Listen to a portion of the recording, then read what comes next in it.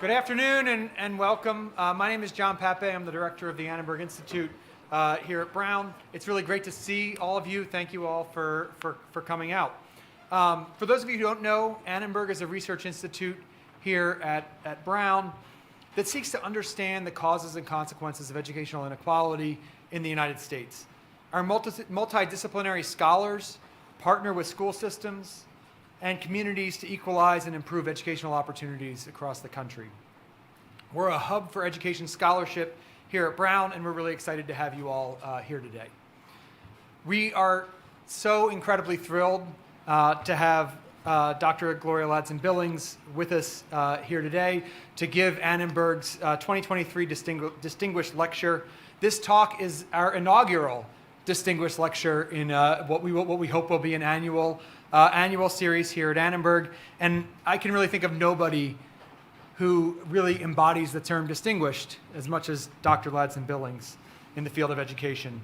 She is the former Kellner Family Distinguished Professor of Urban Education at the University of Wisconsin-Madison, the past president of both the American Educational Research Association and the National Academy of Education, and the former editor of the American Educational Research Journal, the flagship journal in our field. Her honors and awards are way too numerous to mention. We would be here, you'd be listening to me all afternoon if I listed them all. She's a fellow of the American Academy of Arts and Sciences, the British Academy, and the 2018 recipient of the AERA Distinguished Research Award. Dr. Ladson-Billings has made tremendous contributions to our field. She helped introduce the concepts of critical race theory to the study of education. She also introduced and popularized the concept of culturally relevant pedagogy, a central tenet of equitable instruction in institutions across the country, including a sort of a centerpiece of our own MAT program here at Brown. Her books, such as The Dream Keepers, have influenced countless education scholars, including myself. It's tremendous, the scope and breadth of her influence in the field. In short, her work has transformed not only the field of education research, but also its practical application in schools and the educational experiences of millions of students across the country. This direct connection between research and practice that makes our educational systems more equitable is something that we here at Annenberg strive for.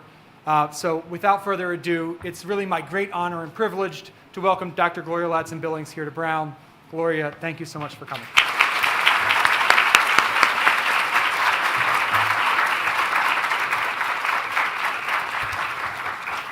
Well, thank you and good afternoon. And this is not my first trip to Brown. When the Annenberg Institute first got started, they had some fellows, and I was among that first class of fellows, along with Sonia Nieto, Ray Cortinez, who ended up being superintendent of schools in Los Angeles, and a couple other folks. So it's good to be back at Brown, even though it's been some time. I will tell you as a disclaimer, I have a different title than probably what I sent John because I'm always changing. You ask me something in September, it's not what I think of in October, right? So, but I want to title my remarks here, Time for a Hard Reset, Revisioning Education for Equity.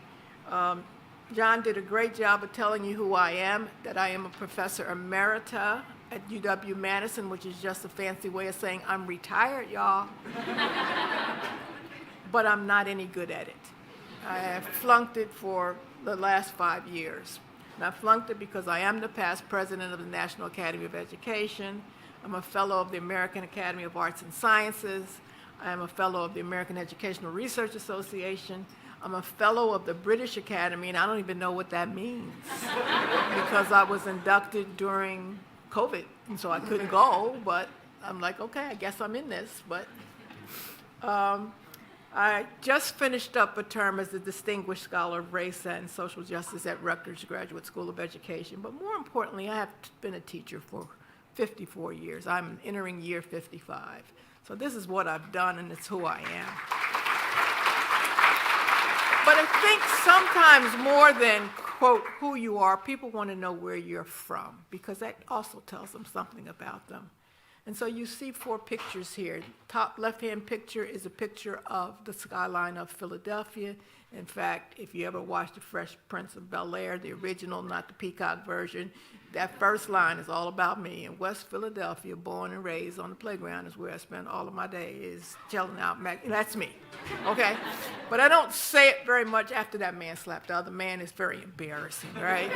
Plus, he went to my high school. I'm like, bro, dude, we don't do that, so. But Philadelphia had a very profound impact on me growing up. If you know anything about the history of Philadelphia, you know it was the largest settlement of free blacks. So there are people who have a pedigree in Philadelphia that has nothing to do with slavery whatsoever. And there's, in some ways, a sense of entitlement, like, no, you can't treat me a certain way. But it's also, of course, a place that has lots of the nation's history. And whenever I'm in Boston, I always have these little debates with people because they think they're where everything started. And I'm like, dude, no, it's Philadelphia. And I said, I realize we're both old cities for the United States, and we have all this historical stuff, but if you want to make a distinction, Philly is Boston with flavor. Okay? The picture to the right of it, someone always agrees with me when I say that too. Picture to the top right is a picture on the campus of Morgan State University. It probably was in your consciousness because of the shooting that occurred a couple weeks ago that closed down its homecoming. It is in Baltimore, but that statue in front of Holmes Hall is the statue of Frederick Douglass, a native son of Maryland. If you like biography, I would highly recommend David Blight's Frederick Douglass biography. It's one of the most beautifully written, well-researched books I've ever read on Douglass. And so being at Morgan State, a historically black campus, gave me an opportunity to see academic excellence in a whole new way. And so that was profound in shaping who I became. Bottom left is a picture that we laughingly call the mountain and the fountain. I met somebody from University of Washington earlier today. Are they here? There you go. We know why we laughingly call it the mountain and the fountain, right? So in the foreground, you see the fountain that is on the campus of the University of Washington. In the horizon, you see Mount Rainier, which is almost 100 miles away. So that's just how big Rainier is. But it's only like 12 days out of the year you can see that. Because it's cloudy all the time in Seattle. But at Seattle, I met a young scholar by the name of James Banks. He was an assistant professor, and we have maintained a more than 40-year friendship. He is really kind of the dean of what we think of as multicultural education. And then the final picture, the bottom right-hand picture, is a picture looking west onto the campus of Stanford University. Stanford probably taught me more about inequality than I really wanted to know. The fact that there were so many wealthy people, so much affluence there. At the same moment, 3 miles east, in East Palo Alto, there was poverty like you would not believe. So all 4 of these places have really shaped me in a particular way. And then finally, I live in Madison, and that's a whole other story. I told somebody earlier I was one of these people who didn't believe there was any such thing as the Midwest, that we just told that to people so that they wouldn't get nervous. I was like, how's the country held together? Oh, there's something called a Midwest. So for those of you who are believers, I say that my being in Madison for the last 32 years shows me that God has a sense of humor. It's like, okay, I'll show you, Midwest, right? So let me just start by talking about what I've called a tale of 4 pandemics. This is something I've been talking about over and over again in various settings. And I know people are going, 4 pandemics, hold up, woman, we only had one, and that was bad, but you don't need. But I want to suggest to you that other than the one that we all identify, the novel coronavirus, the SARS-CoV-2, COVID-19, there are some other pandemics that our students are grappling with. And it's why we are seeing what we are seeing in our schools today. The first one that I think the students are grappling with is the fact that they actually witnessed this. They saw it. They saw George Floyd die in front of their very faces. And so you might be saying, the scientists in the room are saying, yeah, well, that might be epidemic in the U.S., but it's not pandemic, because pandemic means around the world. Well, can I tell you that when George Floyd was murdered, I received calls, texts, emails from colleagues in the UK who said, oh, you think you're the only people who have that? Let me tell you about the Stephen Lawrence case. Let me tell you what happens in Brixton. Let me tell you what it's like over here for black people. Colleagues from France said, oh, you think you're the only people that deal with this? Do you know what Francophone Africans endure in France? Do you know what people who are Muslim have to put up with? Do you know what French-speaking Caribbean-born or heritage people deal with in France? People from Canada reached out. They said, I know y'all always talking about running up here when you don't like how your elections go. Y'all moving to Canada. It's not better.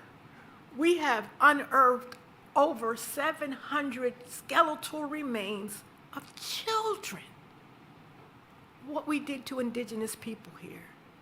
Colleagues in Australia. Do you see how we push indigenous people across this continent? What we do to them? We're not different. So, yeah, I'm saying pandemic because it just keeps happening over and over and over, no matter where we go. The third one is very much linked to COVID, and that has to do with the economic downturn. This was profound during COVID, and it really kind of trails COVID, but it has a tremendous impact on our young people when they have uncertainty about housing, about food, about whether or not their parents can make a livable wage. I think the economists told us during this downturn that it was really kind of a she-session because of how many women were impacted. 2.8 million American women came out of the workforce during this pandemic because either they had to do caregiving, take care of kids who were not in school, or elder care because the senior centers were closed, or because they had jobs that just evaporated because of COVID. You know, if you're a wait person and your restaurant closes, you don't have anywhere to work. So it was really impacted our kids, and it's pandemic because we know if people on this side of the globe don't buy goods or services, people on the other side don't get to make them. Our economy is global. It isn't just what we do here locally. And then finally, after the fires in Maui, maybe people believe it. It's not a hoax. Environmental change, climate change is real. And so real, in fact, that there was a survey done of young people between the ages of 16 and 25 at the University of Bath. Their number one concern is environment. And linked to that concern is their belief that adults, people like me, aren't going to do a darn thing about it. That we still, in some ways, even if we don't say out loud that we deny climate change, we act as if there's always going to be fossil fuels. There's always going to be clean air. There's always, and they're very scared about it. So our kids are dealing with all of these, and I think probably if we had a discussion, we could identify other things. I think probably mental health issues are a pandemic at this point. In addition to those four that I've identified, I think we also have a shared understanding of how black people are treated. We know that Ralph Yarl didn't do anything but go to the wrong house, looking for his brother to pick him up, and got shot in the head through a door. I mean, he never even interacted with this man. We also know that the young man that was on the, Jordan, who was on the subway system in New York, yeah, he was acting a little eccentric. He had some mental health challenges. Did he deserve to die because of it? And then we call this person a hero for killing him? And then Tyree Nichols, who hadn't done anything, who was beaten to death in Memphis. So even if you're not serving black kids, the kids you're serving know how black people are treated in this country. So they either are appalled by it or they join it. And all of that is quite dangerous. In addition, we have a system that says, no, you can't come in here, and in fact, we're going to do something that will kill you if you try to get in here. We're going to put these buoys in the middle of the Rio Grande. We're going to put chainsaw, like, implements out there, and people have died trying to cross the border. So this is the environment that our students are dealing in. They're trying to make sense of the world that is like this. I could add more stuff, given where we are and what's happening in Israel and the Gaza, which is horrific. There's no excuse for any of it. You cannot stand for that.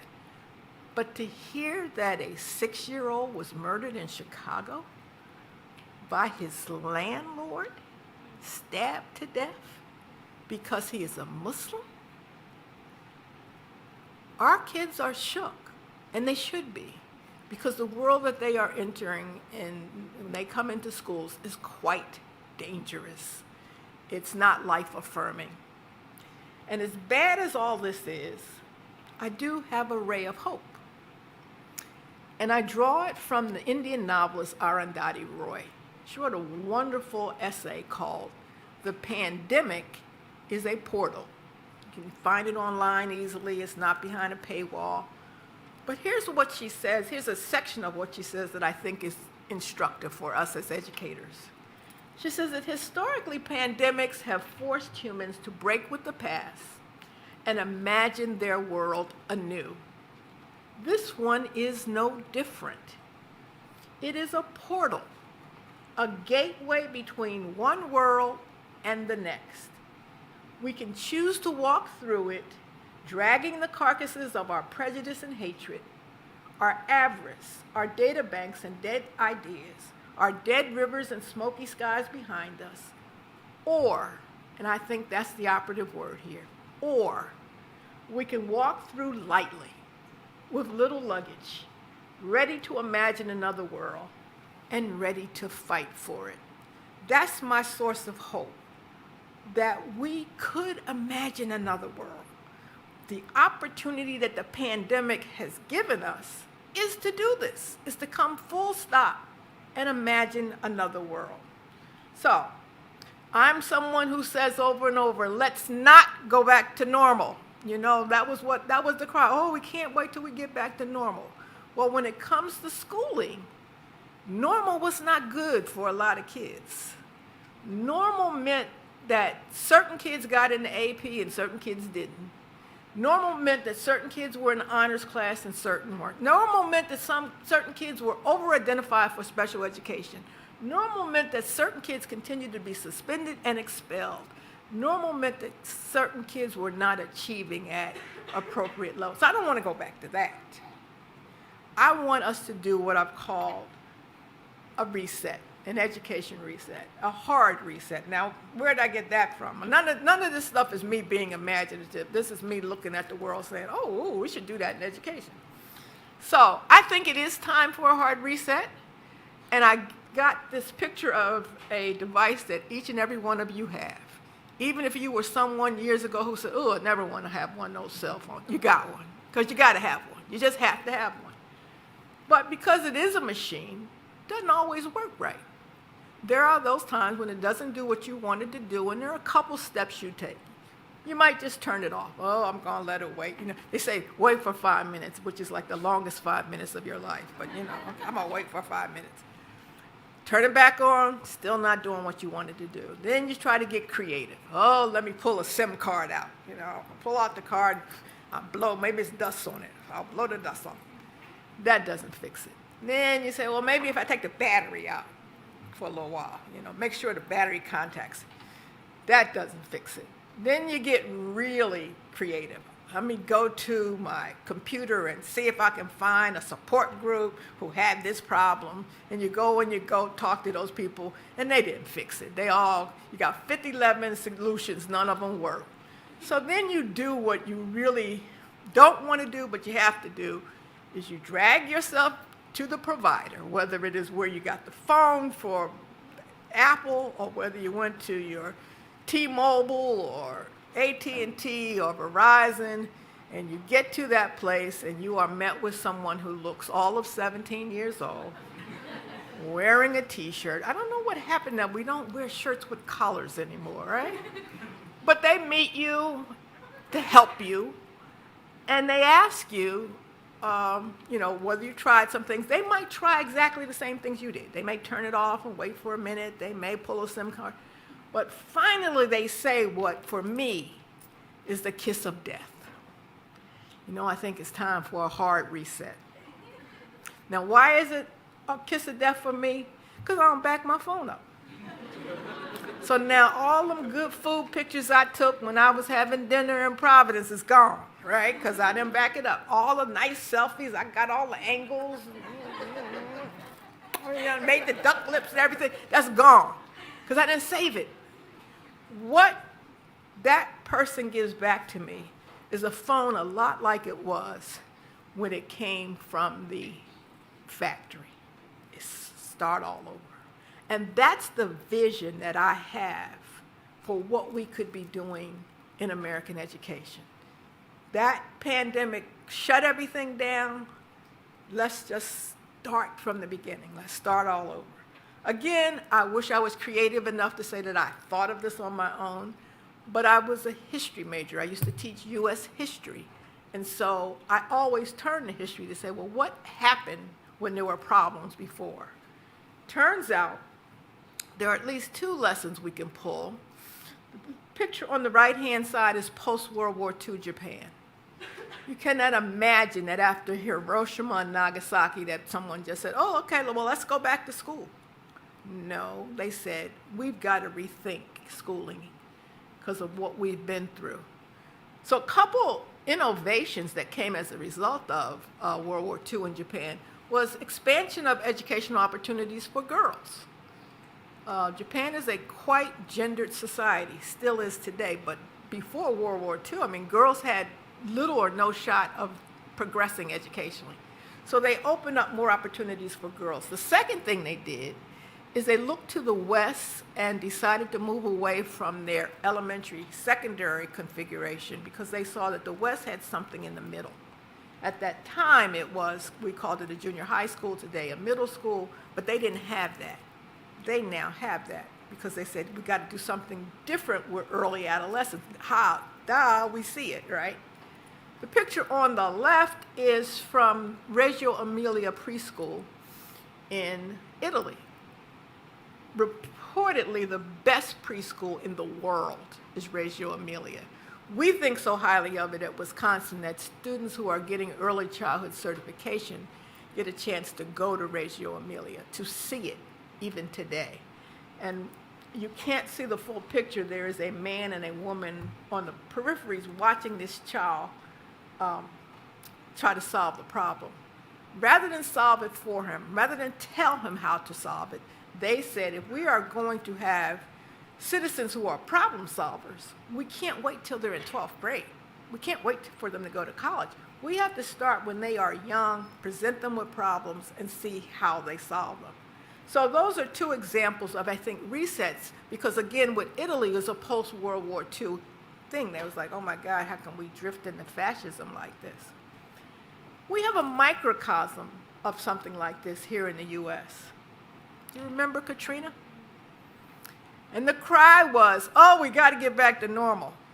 And I will tell you that family and community members said, do you remember how bad our schools were? Why would we want to get back to that? The problem was, it was the education establishment, people like me, people who do this work, whoever, who were saying, let's get back.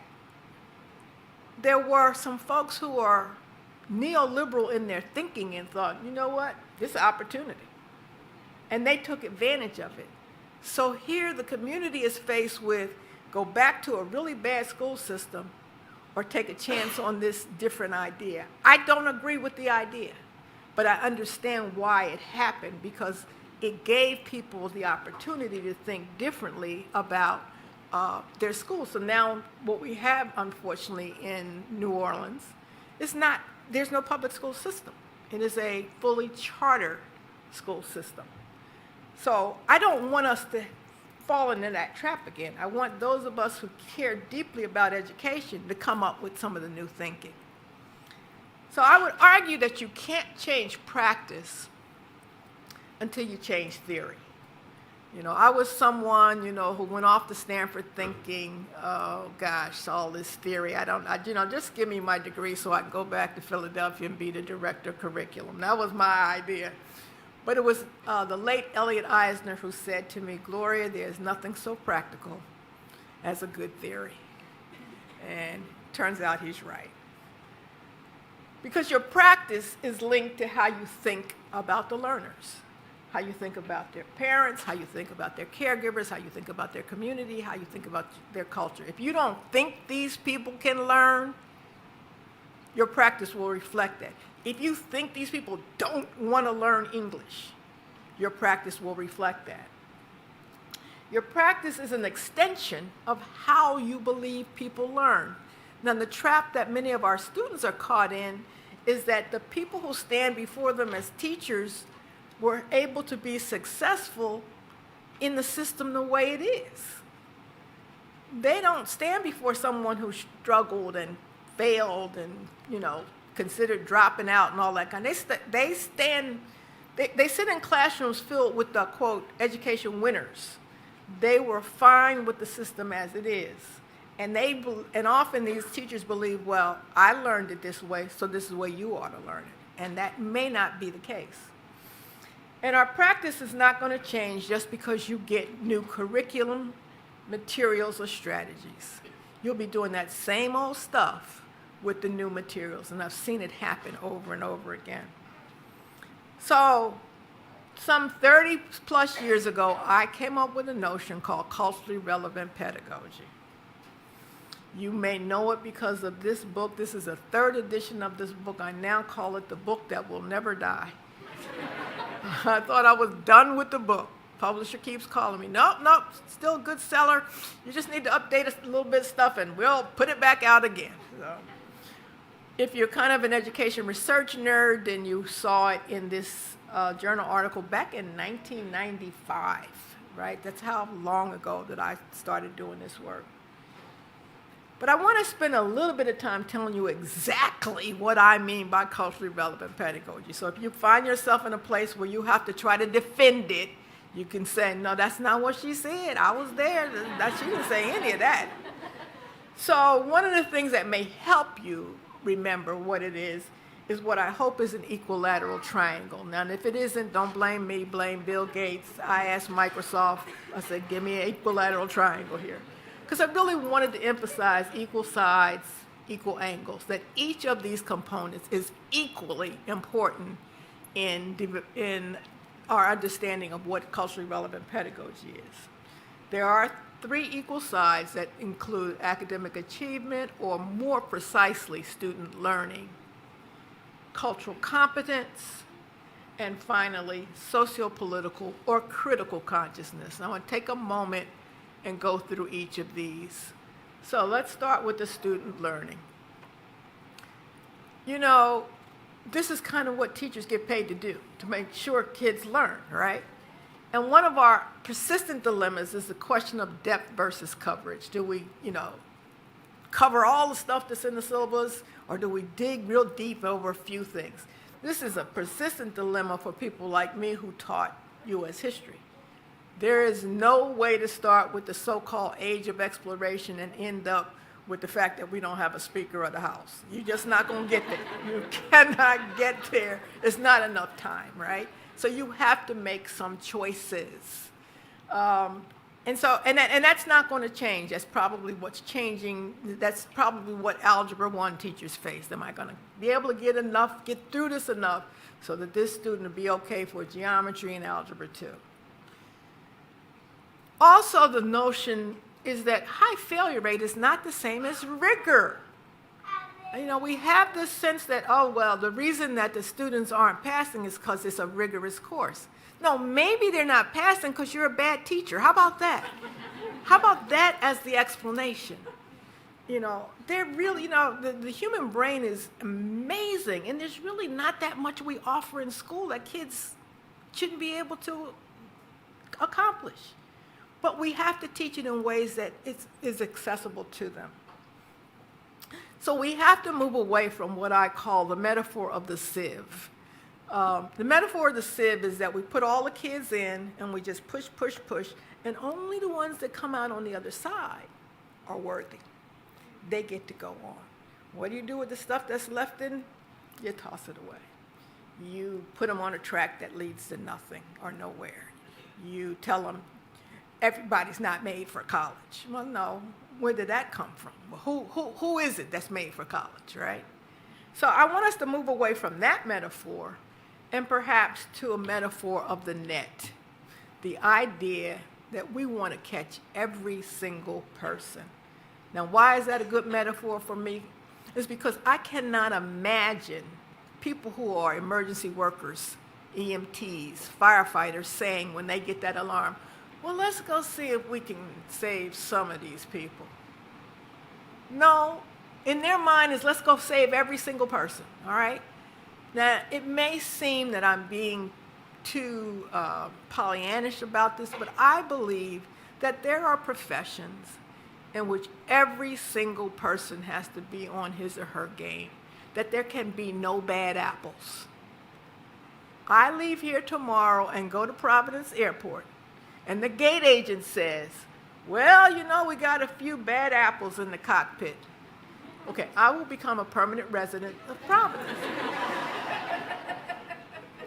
Do you know that the FAA doesn't allow for bad apples in the cockpit? That's why if they see them drinking, they say no. If they've flown too many hours, no. They keep trying to figure out what's an optimal retirement age. You have experience, but are your reactions slowed down? Do you know how many domestic crashes of commercial airlines that we have had in the U.S. in the last decade?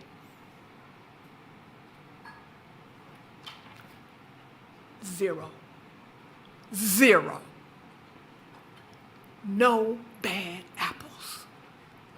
It's a matter of life and death. And I'm crazy enough to believe that that should be the standard for law enforcement. You get to wear a gun. You have the power of life and death at your side. You can't be a bad apple. I'm sorry. The cost is too great. Now I'm going to go out on a limb and really be crazy. Because I don't think that we can afford any bad apples in teaching. Yes. And I know we got teacher shortages. I know we got, you know, incredible problems with retention. But I also believe that teachers have the power of life and death. No, it's not immediate like a gun or an airline crash. But it can be a slow death if what you hear year after year, you're not college material. You're not bright enough. You're not going to be successful. I just don't. That what Bettina Love calls a soul killing that we end up doing. So I think that if we are going to have a metaphor for what student learning ought to look like, it ought to be that every single child, every single day, in every single place is who we serve. And our job is to affirm them and make sure that they learn.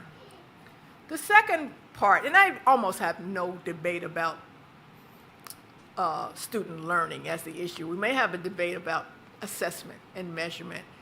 The reason I say student learning as opposed to academic achievement, which I wrote in 1995, is because as soon as you say academic achievement, people reduce it to standardized tests. I don't mean that. I mean that what's the difference between what a youngster looks like in September when they come in and what they look like in the spring, in May or June when schools are, what growth can we demonstrate? Cultural competence is probably the most misunderstood aspect of this work. It is the ability to be firmly grounded in your own culture of origin and fluent in at least one other culture. So for Black and Latinx kids, often it is learning their history, their culture, their language, their customs, their traditions. but then developing a fluency in the mainstream so they can go on to college, because they can be in the workforce. But this doesn't let white students off the hook. You too need to, first of all, know your culture, which is the heaviest lift that I do with my students at Wisconsin, because they don't think they have a culture. They tell me things like, oh, Dr. Ladson-Billings, you know, we're just normal. Yikes. Okay.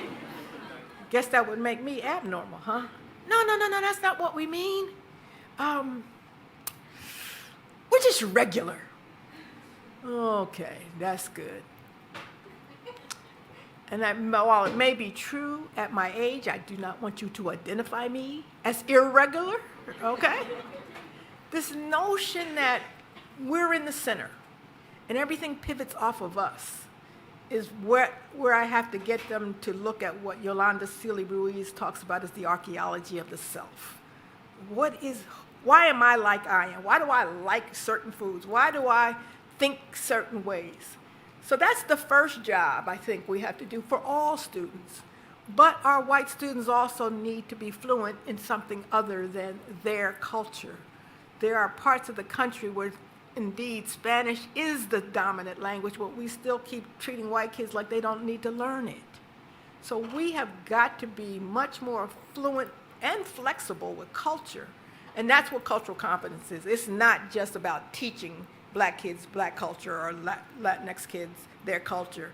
It's about teaching all kids to understand, respect, and adhere to their own culture at the same moment that they are becoming more flexible and fluent, because they're not going to live in an encapsulated bubble. They're living in a world that is quite diverse.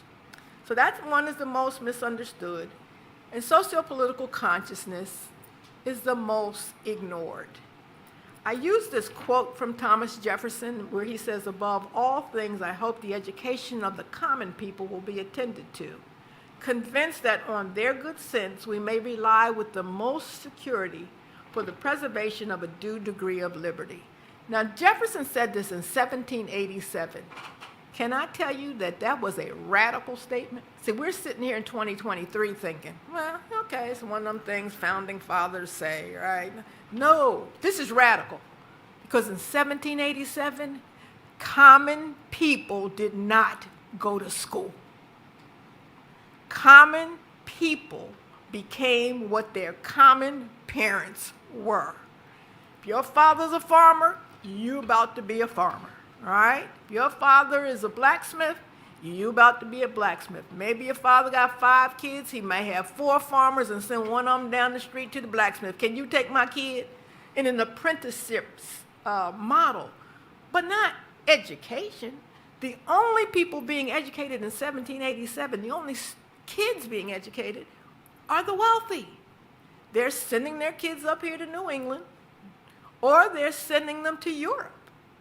But most people did not get their kids educated. So this is a powerful statement.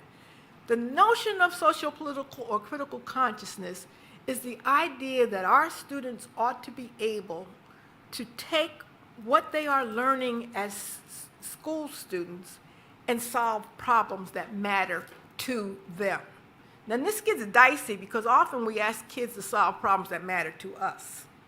I think I shared with the group earlier today, I go in schools and kids are diligently working on saving the rainforest, and I ask the kids, okay, well, where's the rainforest? And they go, I don't know, this is something she want to do, right? Kids have to be allowed to solve their own problems, and I shared with the group that there was a problem about the hat roll that I saw that was amazing how kids solved that problem.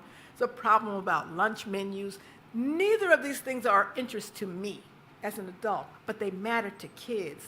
And they ought to know if I can solve them at 8 years old, if I can solve them at 15 years old, when I am an adult, I can go in the voting booths and make good decisions because I know about problem solving. So those are the 3 things. That's all culturally relevant pedagogy is. People telling you it's CRT, they telling you it's not, none of that. It's those 3 things. And as an education leader, and I will call you a leader because you're here, you want to know more about it, I want you to think about how you support student learning. And how do you encourage the cultural competence? And finally, how do you make room for that socio-political or critical consciousness? So now we're at this place that I call the evolution of culturally relevant pedagogy. Remember, I wrote the article in 1995. I started the research in 1989. And I think if you don't have a theory that can move and change with time, then you don't really have a theory that we can work with, because human beings change, right? So my evolution starts out by asking, how many of y'all, see, this is a good group to do it. How many of y'all on TikTok? Okay, see, I expect to have hands in this room. I go in some rooms and ask that question. They're like, what? TikTok? And I ask it because that's where our kids are. So if you refuse to be there, you refuse to live in a world they live in. You don't have to post nothing and you can still have a TikTok subscription, right? I don't post anything, but I'll be looking at, oh man, look how they made that chicken. Look at that. Oh, right? Our kids are out there in the cyberhood, and we're pretending that by not being there, we're being, quote, responsible. What we are being is ignorant to the world in which our young people live in. So, this is what I see in most schools. No cell phones. That's what the prohibition. Or you got to put it in your locker, or you got to put it in a box. If we had started this meeting tonight and everybody said, put your phones in the thing, people would be like, no, I'm going home, right? It is crucial that we have this tool. The problem that we have is we haven't learned how to help our kids manage it in ways that are useful, and we certainly haven't incorporated it into our teaching. I always create hashtags for my classes.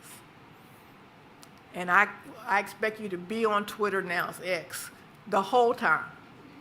Turns out that many of my international students absolutely love this because they're not confident with their English. They're smart, but they won't raise their hands and they won't participate because they don't want people to laugh at the way, I have a lot of students from Asia, right? But once I put them hashtags up, and they can tweet, they can get it out there, and I have a smart board and we can see the running conversation. So they're more enticed to participate in the class than to be checking their likes and looking on their Instagram, right? Because what kids have today is really not a computer, not a cell phone, it's a computer. If you check their logs, they don't even make that many calls. They are texting, they are posting, they are scrolling for information. And we have got to be at a place where we understand how to integrate the technology into our teaching. So the new digital divide really is a generational one. It isn't about race or class or gender. It's about young people know what to do with the technology, we don't, and so we want to ban it. The most often response I get from school people as to why they don't allow cell phones, they say, it's a distraction. Everything is a distraction to kids. I used to teach middle school. Do you know what the distraction was for one of my kids? The window.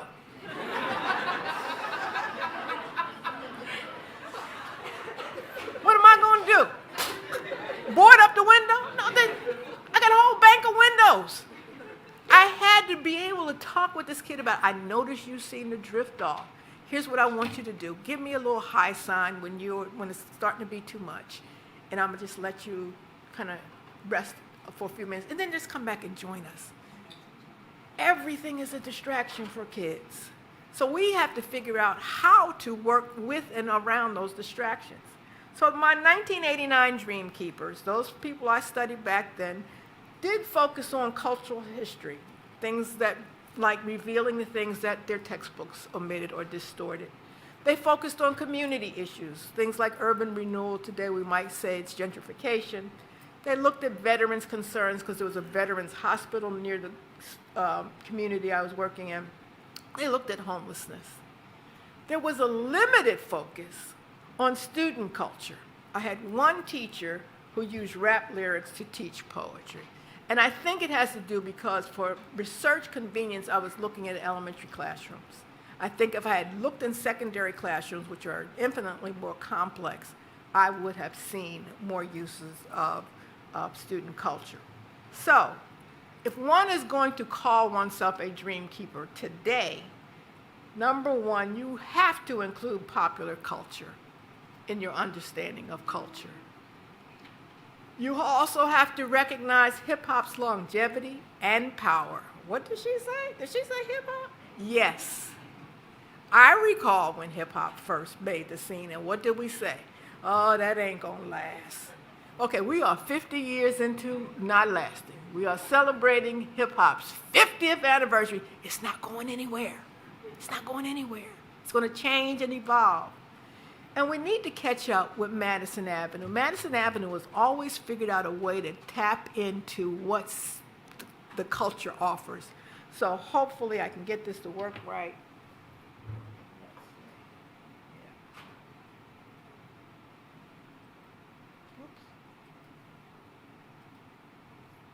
You watch me get Fred's Fruity Pebbles. Who are you? I'm the master rapper and I'm here to say I love Fruity Pebbles in a major way. He loves Fruity Pebbles in a major way. The bedrock yellow, orange, purple, lime, and red. But to get the fruity taste, I gotta trick Fred. Fruity. To get the fruity taste, he's got to trick Fred. Bonnie. Guess that's a wrap. Most Fruity Pebbles cereal, part of this nutritious breakfast. Yabba-dabba delicious. Now, you know that's an old commercial because ain't nobody ate no Fruity Pebbles in a minute, right? That commercial, I think, was made in 1992. And if you look at some of the elements, you got Barney invoking Run DMC. He got on the pork pie hat, and he's got the wraparound sunglasses and the gold chain. I mean, Barney has on Adidas. When have you seen a Flintstone with shoes on, right? But somehow, post-cereals figured out, you know what, this is speaking to people. We can make money doing this. And not only did they do it in 1992, they continue to do it. Let's see if I can get...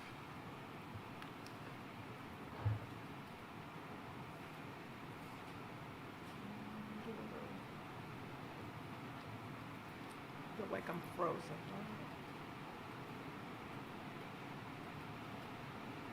You watch me get Fred's... Didn't mean to do that. Okay. Do that. Hello? Yeah, yup. I can't find it. I'm looking for it right now. They say quit, they say done. They say we're too grown for fun. They say old, we say young. We say playful's never done. Don't fight the feeling, just let it flow. Stack it up, rack it up, let it go. Laughter is calling, pick up the phone. Let's stay playful, Oreo. Everyone's welcome, don't need a label. If we're still smiling, the future's bueno.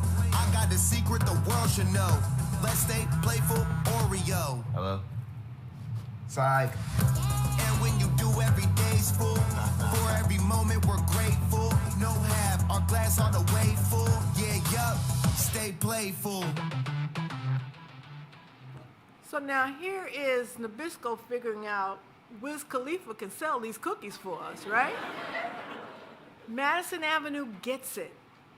We in education don't. We keep wanting to do the same old stuff. So I want to kind of wrap up by talking about what I think we've learned from COVID, because remember Arundhati Roy's admonition. She says, or we could begin to see the world in a new and exciting way. So here's what I think we learned from COVID. We learned that relationships matter. We learned that time can be a variable. We learned that technology must move to the center of what we do. And we learned that schools have a role to play in meeting students' basic needs. So quickly, relationships matter because no significant learning can occur without significant relationships. I can recall walking across the schoolyard and seeing, seventh graders hang with their paper in their hand saying to me, Ms. Billings, I did your homework. And I'm thinking, wait a minute, this is your homework, this is not my homework, right? But it's because of the relationship we have that they're willing to do it. So I often ask folks, what's your welcoming plan for students? How are you going to bring them, how do you bring them back? I think one of the errors we made is we just opened the door and said school's open. My middle son is a high school teacher in Sacramento, California. He said, Mom, it's been terrible. And you know, we have a good high school, but we've had more fights. We've had the lockdown. We've had kids bringing weapons. I said, yeah, because nobody attended to what their social emotional needs were. You just opened the building up and said, let's come back. So we had to think about how we welcome them back. What's our plan for getting to know each of them? Because anonymous kids are dangerous kids. If we don't know who these children are, we are likely to be setting them up for something disastrous. And are we setting high standards for them? Are we saying, you know what, we're starting all over again. Let's pretend nothing happened from before. Let's get going. I expect you to do well. Are we empathetic, and do we teach empathy? You know, I can't imagine those of you who are in schools now what you are doing around what's happening in Israel and the whole Hamas and what the Israeli army is likely to do. This is a hard time. Yeah, this is a hard time. Are you positive and energetic? In other words, are you in there dragging yourself and then expect the kids to be on and popping, right? You've got to have a level of energy. Are you passionate?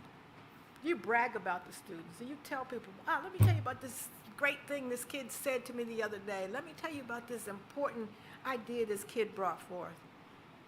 Have you built trust? People don't trust you, they're not going to do anything for you. And are you being you?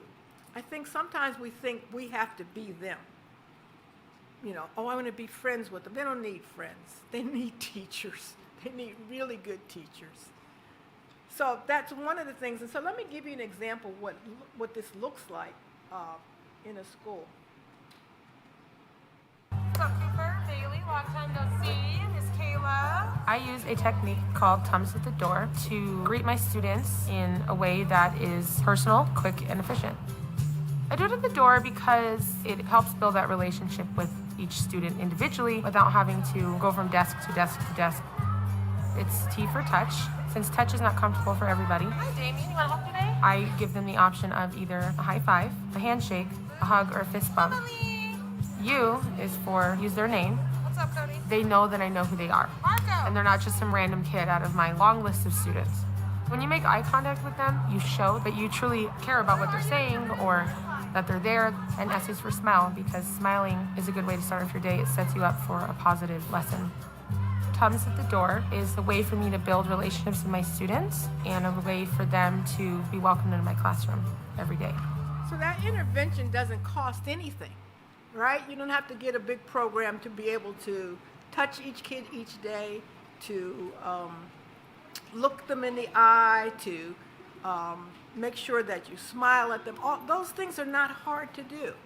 And it can also happen at an administrative level. Oops, going the wrong way. Sorry.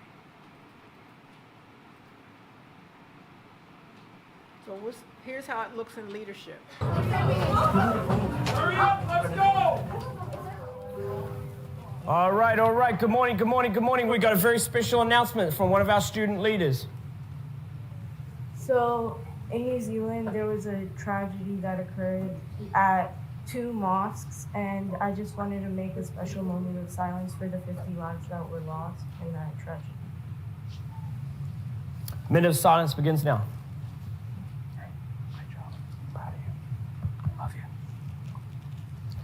All right, terrific job. Remember, put your cell phones in your lockers. Remember, take care of your business today. I've been at Fred Lynn a year and a half, and we were, for a long time, considered one of the toughest schools in the state of Virginia. You know, we struggled academically, student discipline, students engaging in their process. Good morning. Good morning. Morning, girls. Good morning. Have a good day. George, have a great day. We've managed to turn this around in a year and a half. In the beginning, people were so frustrated with the way things were going that there really wasn't a lot of student-centered learning. You know, I think most people were just trying to keep their head above water with giving worksheets, reading out of the book, and that was pretty much all you saw. We've made a number of changes in our building to be student focused. One of the things that I've done everywhere I've gone is I've moved my office to the middle of the school. My job is to be in front of my kids, available for my kids, ready for my kids, helping my kids and serving my kids. When I came to the school in 6th grade, the building looked ugly. All white, yellow colors, and that's it. Then Mr. Brewer came and then he changed the whole look of the school. He has like a lot of motivation stuff like on the walls. Like he took down this mirror, he put motivation pictures and like who like inspired us. The murals go beyond just being a cosmetic upgrade to a building. Your building becomes the expectation you set for it. I want you to look at the number line on the bottom, okay? I am a big proponent of flexible seating. I love the idea of a kid being able to come in and pick where they sit and pick how they learn. It's about the kids. It's what's best for the kids. It's not necessarily what's easy for me or what's best for me. When kids feel loved and respected, they're willing to take more risks. And that's what I'm seeing. Our participation in the classroom is up because they're excited to come to school and participate in the learning process, which means student discipline has come way down because kids are behaving, they know the expectation, and they want to participate. They want to impress. They want to show you what they can do because of our student-centered learning approach. So I love this guy because, number one, he's got a hat on, and it's like, the minute that the adults put the hats on, the kids will be like, no, I don't want to do that. That's what old people do, right? And then he's riding around the building on a skateboard. I mean, he's being so transgressive in the most positive ways that the kids are like, nah, I'm okay without a skateboard, right? And you can tell by his accent he is not a native Virginian, right? So here's somebody who has come into a totally different culture and community and figured out a way to connect with kids. I want to rush through so that we have some time with questioning. Hurry up, let's go! So what I want to also point out is that technology has to move to the center. This is a quote from a Google CEO saying that technology alone cannot improve education, but can be a powerful part of the solution. So we want you to be considering the areas where you will improve the use of technology, whether they are instructional, organizational, or communications-wise. That instruction, we could be creating a digital record of teaching for students to review or catch up. I contend that nobody has to ever be absent anymore because we could actually be archiving what we do. And when kids show up, say, okay, here's our class website, go back and look at what you missed. Organizationally, we could be doing attendance, we can do grading using the technology. Communication, reach out to the parents. There's no point in sending 1,000 flyers home. There's only one group of parents who get the flyers, the kindergarten, because we pin it to them, right? So right? All the rest of those flyers are in the wind. But a text to a parent, we know the data suggests that even when people lose their housing, lose their cars, the last thing they will give up is their cell phone. So even in a shelter, people have a cell phone, and we ought to be able to connect with them. Time can be a variable. We have got to do a mind shift away from credit hours and seat time, where time is the constant, but learning is variable, and move to a much more competency-based approach where time's the variable. The learning is constant. We are always learning. And so I ask people to think about, does everything you teach have to be determined by the clock or calendar? You know, John and I were talking about this yesterday. I said, can you imagine somebody taking driver's ed, passing the test, getting their license, and still keep coming to driver's ed class because it's 15 weeks? No, I'm out of here. I got what I came for. And so we have to be much more competency focused. And what things can you ask students to accomplish that are not time dependent? And what do you think might happen if you became more forgiving regarding time? Just think about that, right? Schools do have a role to play in meeting students' basic needs. We saw that in the pandemic. I don't know about Providence, but I know in Madison, the very first thing we did is we did not send home math packets. We did not send home reading units. We sent home food because we knew that's where the need was. So, if you knew a student was food insecure, what would you do? And what resources are you aware of in your communities? Like, where can you direct them? Where can you direct their families? I often ask school leaders, what did you do with last year's lost and found items? Okay. What happens if, say, maybe you launder them and say, we're having a free sale? Okay, you can come. If you find your own stuff, yes, you can take it, right? But, you know, you can get a new pair of mittens, you can get a hat, you can get a scarf. Everybody's welcome to come and select something from last year's lost and found. And what happens in your schools when kids don't have the necessary school supplies? Do we just start giving them zeros and no, you can't participate? Or do we have school supplies available for them? And do we know how to recognize the health needs of our students, both physical and mental? And that's a new thing. I think we didn't worry as much about that. I'm going to skip that because I want to get us to the end and ask you to remember Miles Horton. Miles Horton is one of my heroes from the civil rights era. And he always said this, that the people with the problem are the same people with the solution. So I know a lot of us want to do community engaged research, but you got to listen to the people who are having the problem, because they actually do have they just might need facilitation, they might need resources, but they know how to solve the problem. So hopefully I've convinced you to consider the notion that rather than doing the same old stuff, that we think very seriously about having a hard reset in education. So I'm going to stop there, and I think we're going to have some questions.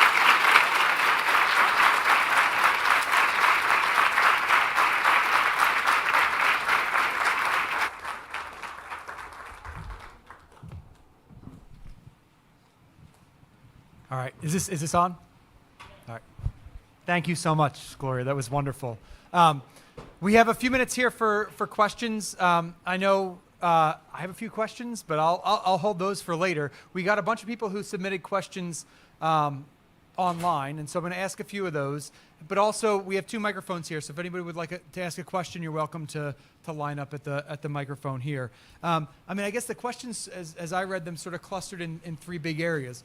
One was around sort of the implications of your work for teachers and teacher preparation, and I think you've talked a lot about teacher practice here.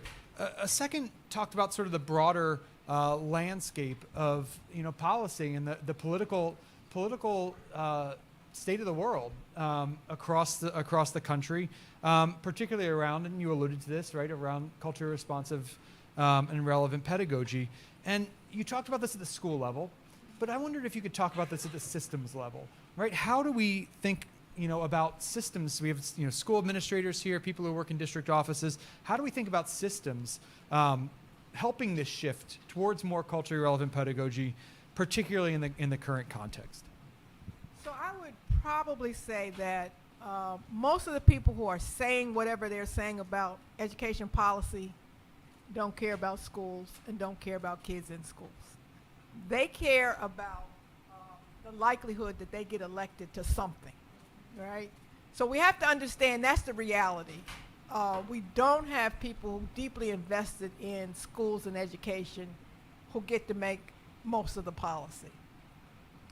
So with that as a backdrop, I think the question for us is whether or not we will be bold enough to make some changes. And I think the thing that education does poorly is we don't, quote, beta test.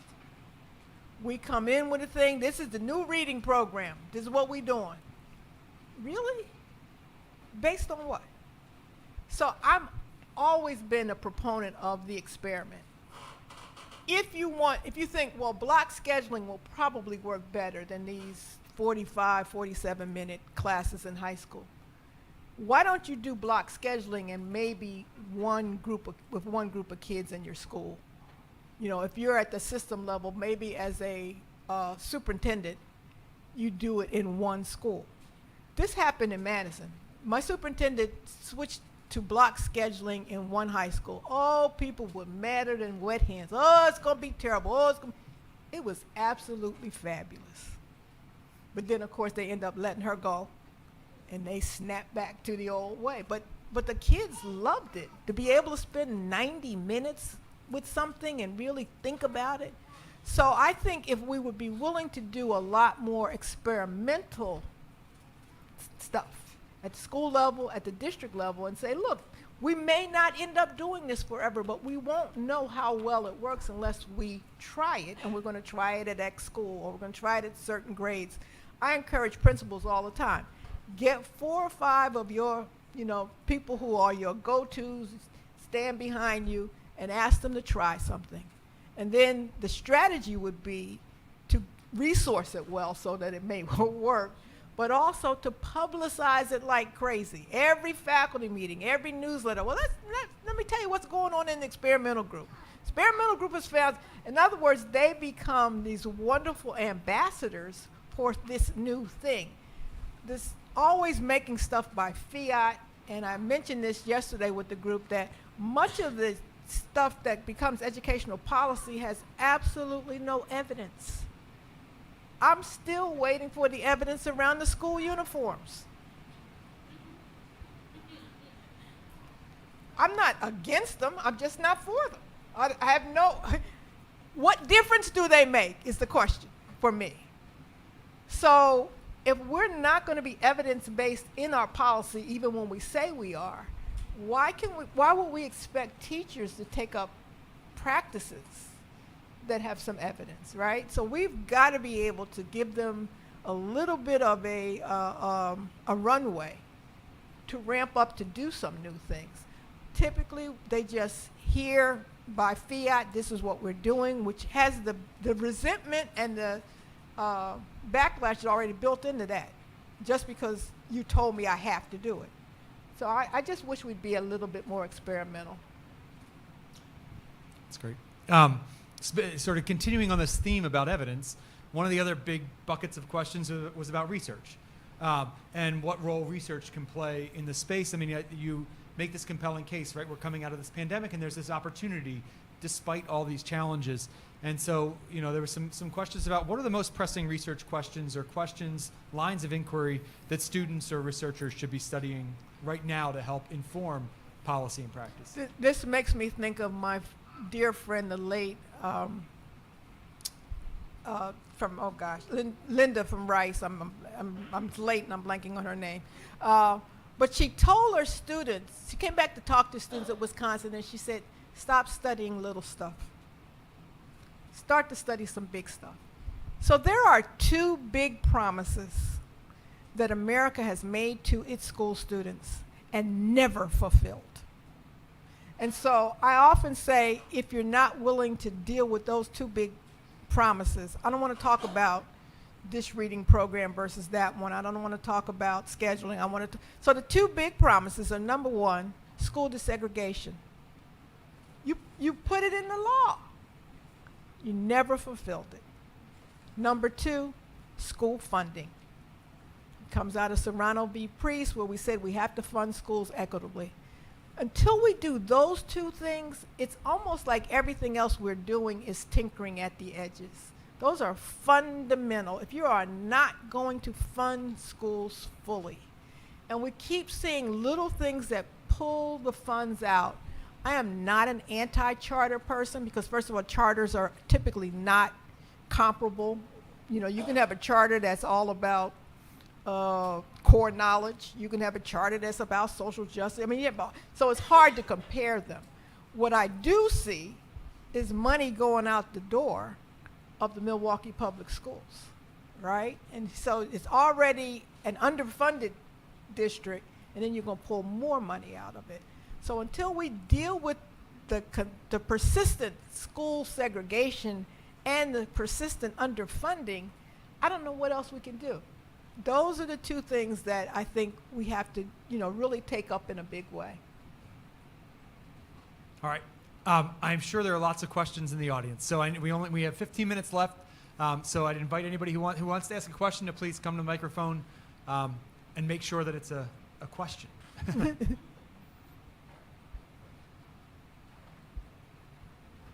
And if you could introduce yourself as well, then.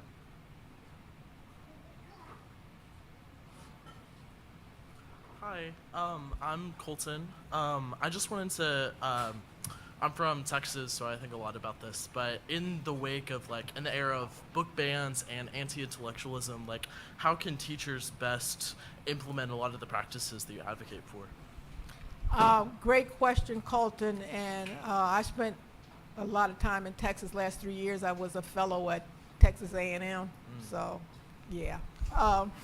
But book bans, first of all, are not new in America. They go back to 1650 with the Puritans banning certain books that went against their orthodoxy. But what we are seeing now, I think for the first time, is the state engaged in book bans. We've always had specific groups who say, particularly religious, saying we don't want this in schools, we don't want to see this. But now we have a state movement of over 2,200 titles, separate bans across the country. They only serve to help the authors because then people go buy them because they're banned. It's like people who do these things don't know anything about adolescent development. If you want kids to do something, you tell them they can't do it. Then, of course, then they go do it.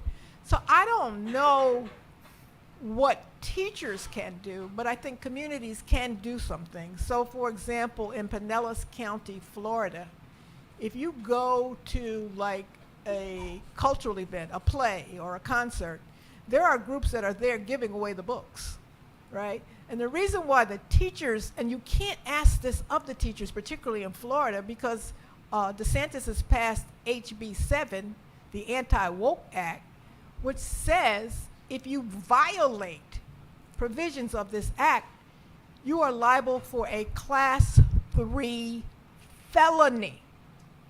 It's not a misdemeanor. It's not like you just get a little citation. And once you get a felony, you won't teach anywhere again, because when you apply, you might move to Oklahoma. The question is going to be on the application, have you ever been convicted of a felony? So I think we have to do this as a community and not leave it on the backs of teachers to fight back against these book bans.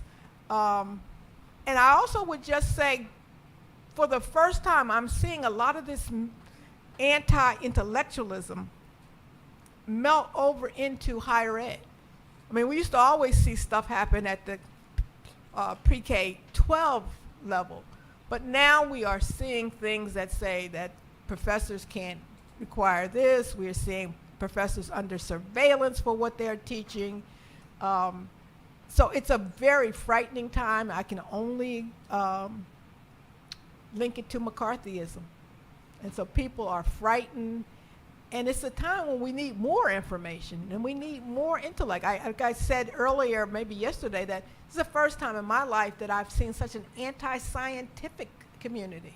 That people are poo-pooing the science, whether it is about climate, whether it's about vaccines. And we actually have pretty good evidence on all of this stuff. So yeah, I think that your generation is facing an incredible anti-intellectual challenge that can only be remedied by your activism as citizens, right? So that you are making sure you are keeping yourself up to date on the best information, that you're sharing your perspectives with your friends and colleagues, and that, yes, you do that most mundane of things, that you vote. Yeah. Thank you so much. That was a great talk. Thanks. Hi, thank you so much for coming out today. My name's Nick, and I volunteer with the Providence Public Schools, a public school right up the street, actually. And when I go there, I walk around, and it is probably 90 to 95% students of color, and every teacher I've interacted with has been white. How would you address this disparity between the demographics of students and teachers, and how does it work with cultural competence? So the reality is that there is a mismatch between who the students are and who the teachers are. And that's not going to get fixed soon. That is for the foreseeable future, because we got a pipeline problem. If you don't graduate from high school, the likelihood you're going to be a teacher is very, very slim, right?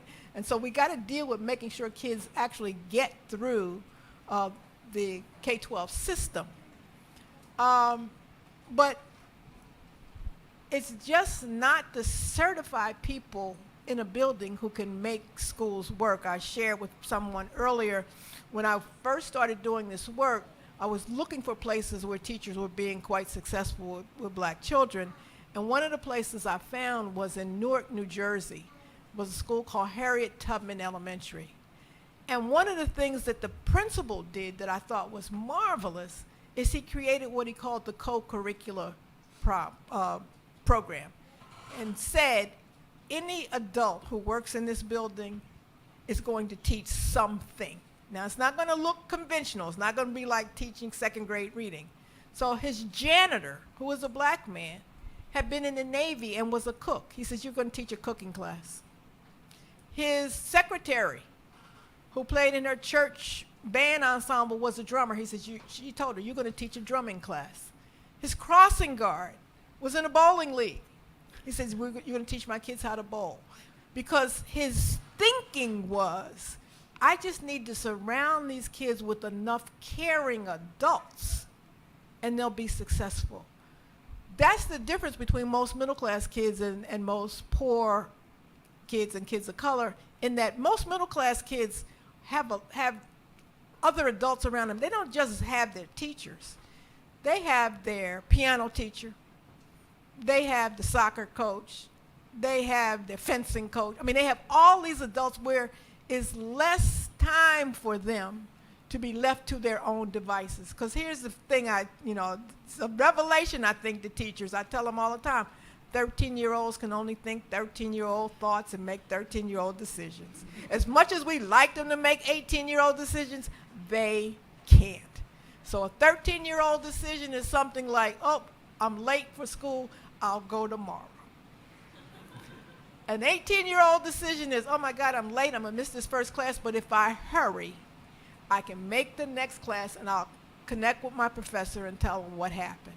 So you don't want 13-year-olds just around other 13-year-olds trying to make decisions. You want some adults to intervene. I look at the campus of the University of Wisconsin and look at our black students. Our most successful black students are our athletes. When I say successful, they stay and they make it to graduation. Why? Because 20 hours every week, they got some adults around them besides just taking classes. They're in practice. They're in the weight room. We got to find a way to surround our kids with more caring adults. And that, it doesn't help the teaching situation, but it helps the engagement and the learning for our students. Absolutely. Thank you. Yeah.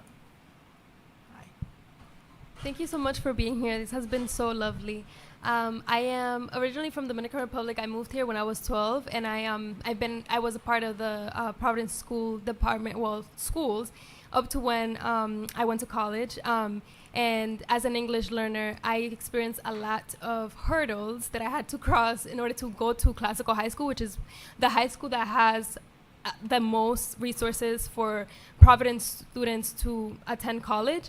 And so I've been thinking a lot about how do you suggest we use culturally relevant pedagogy to really instill in our youth that their capacity and potential for greatness, and how do we do that with love and compassion? So on the one level, we talk about instilling in the youth, but I'm very worried about the adults who are around our youth. I think some of our kids leave home at 5 ready to take on the world, and they end up in schools where people tell them, no, you can't. People like you don't do this. No, you should think about being a janitor. It's that soul, the spirit killing that Bettina Love talks about that they experience.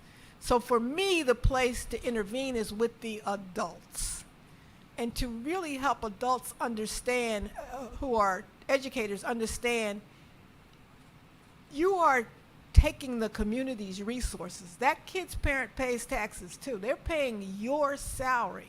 So you think it's a good use of that money to just have that kid sitting with his hands folded, not doing anything because you don't like the way he moved around the room. I'm very worried about our insistence on control of certain kids, literally controlling their bodies. You know, you saw in that little brief video where the teacher says, I don't care where they sit. Do you know how many teachers would just go off the deep end if you don't sit in your desk with your hands folded? It's like, what is this thing about the control of the body? Why can't kids make some decisions on their own? So I think we have to really work on the adults to have them understand, and I said it yesterday, that parent has sent you the best third grader they have. They do not have a better one home in the china cabinet somewhere. This is it. This is their best third grader. And you need to treat that child like that's who he or she is. I just think we have such disdain and disregard for some kids, things that we would never want for our own kids. And that becomes, I used to always say, you know, how would you want your own kids treated?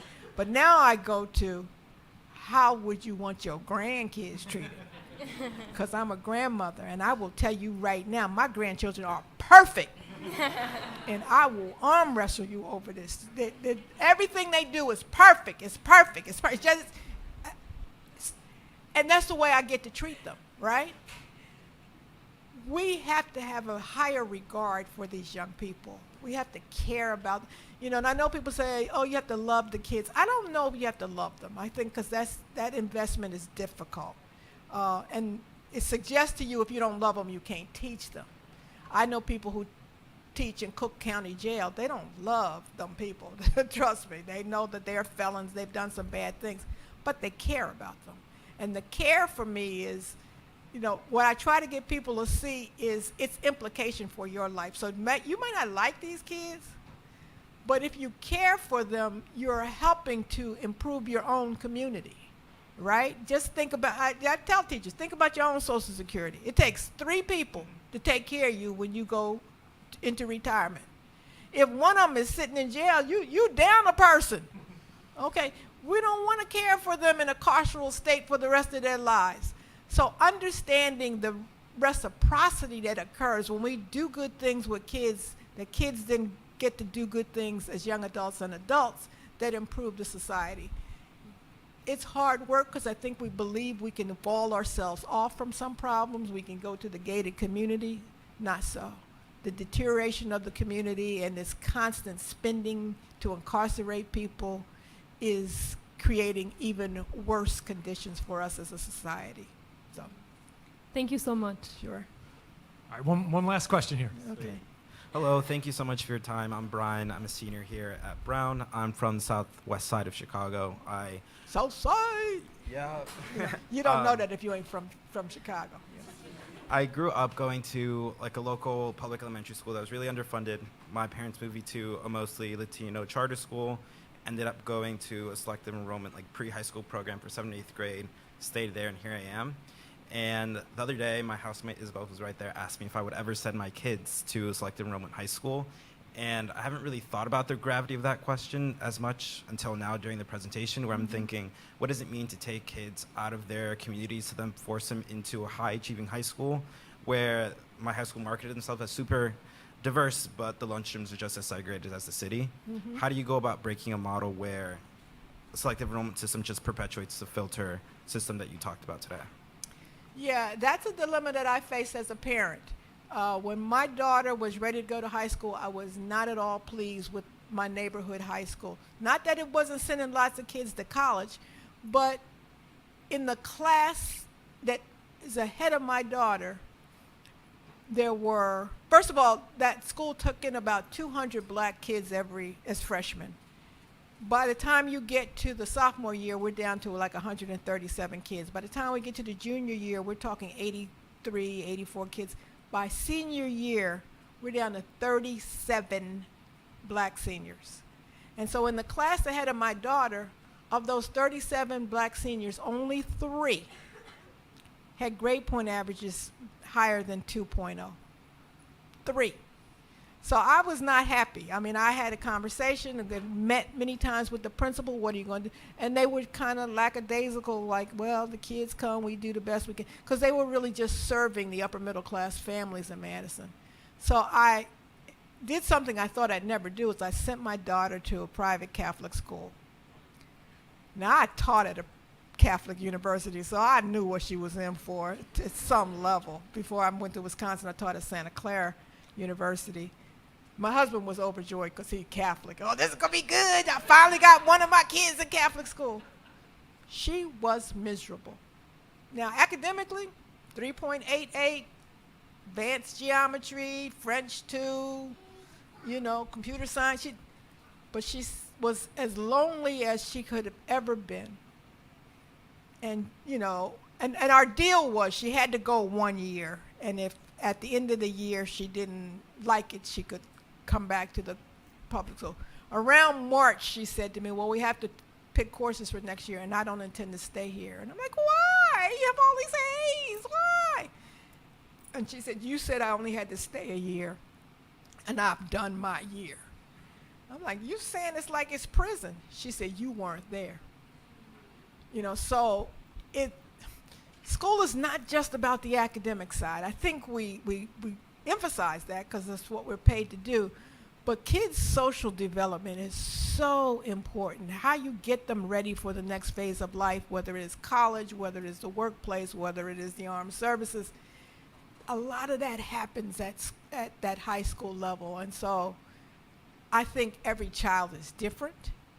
And I think parents have that burden to figure out what's going to be the best fit for my child. It's hard to sacrifice your own children.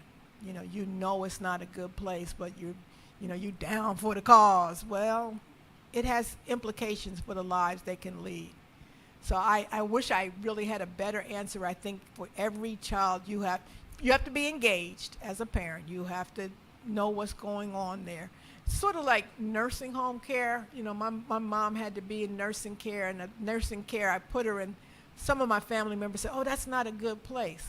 I said, I know it doesn't have a great reputation, but her sister lives a couple blocks, and she will be there all the time. So my mother will have a different experience because every other day here comes the sister doing her laundry, bringing her special foods, interacting with her. And so in some ways, we can get special treatment for our kids, and I certainly have had it for my kids because I'm visible and I'm there a lot. But it doesn't change the system, and that's the part that wounds me. So yeah, I can change something for my kid, but I often can't get the systems. Trying to change school systems is like trying to change an ocean liner, turn it. It's just so hard to do. We're not nimble. So. Thank you. All right. Thank you all for coming. I'm sorry. Unfortunately, we're out of time. I think we could continue this conversation for hours, but we're out of time. We have to let Gloria go and let all of you go. Thank you, everyone, for coming. And Gloria, thank you so much for being here.